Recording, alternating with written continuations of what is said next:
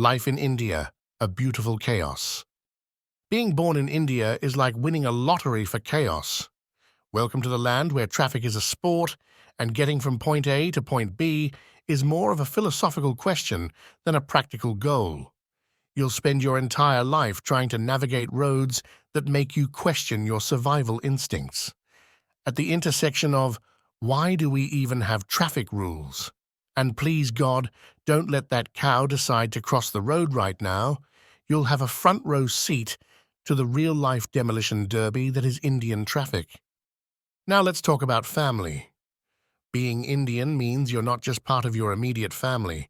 You're part of a never-ending extended family that somehow always knows exactly what you're up to. If you thought personal space was a thing, think again. Your aunt is calling to ask why you're not married yet, and your mom is preparing to set you up with someone who's perfect for you, even though they've never met you, or perhaps even know what your favorite color is. Expect unsolicited advice on everything from career choices to the exact right way to fold a towel. And then there's food. Sure, the food is delicious, but it's also spicy. And I mean spicy.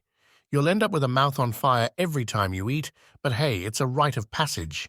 You'll develop a tolerance for heat, and your taste buds will be able to handle the firestorm, but good luck with your stomach later.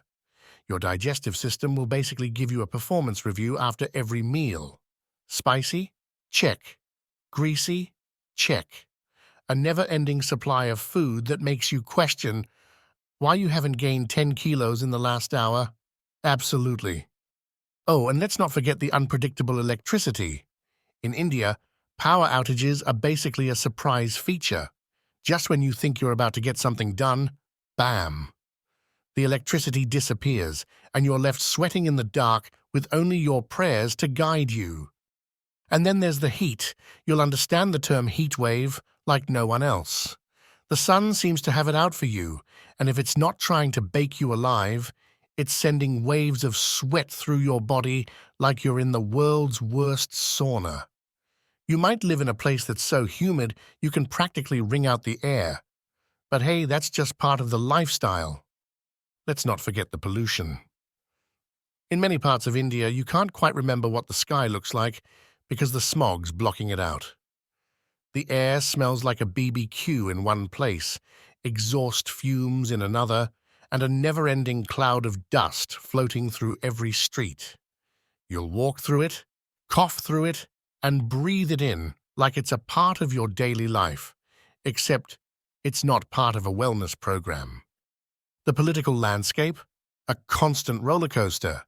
One minute you're trying to figure out how the country is actually run, the next minute you're hoping your power bill doesn't go up so high it's a national crisis.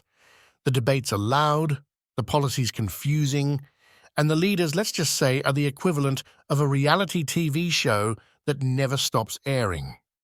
And while everyone loves to tell you how amazing India is, whether it's the rich cultural heritage, the unity in diversity, or the spiritual enlightenment, they somehow always forget to mention that if you're late for anything, you're probably going to be stuck in a never-ending queue. Getting anything done in India is like trying to find a needle in a haystack, but instead of a needle, it's paperwork that's been filed under I don't know where it is. But hey, India's got its charm too if you can find it between the chaos. There's a deep sense of family, a connection to culture, and a sense of humor that somehow gets you through it all. And hey, there's always another chai break to look forward to when it all gets overwhelming. You're probably going to lose your sanity a few times, but don't worry, there's always a wedding or a festival on the horizon to keep things lively. The upside? You'll develop a thick skin and a quicker wit, because survival in India is all about laughing at the madness and moving forward.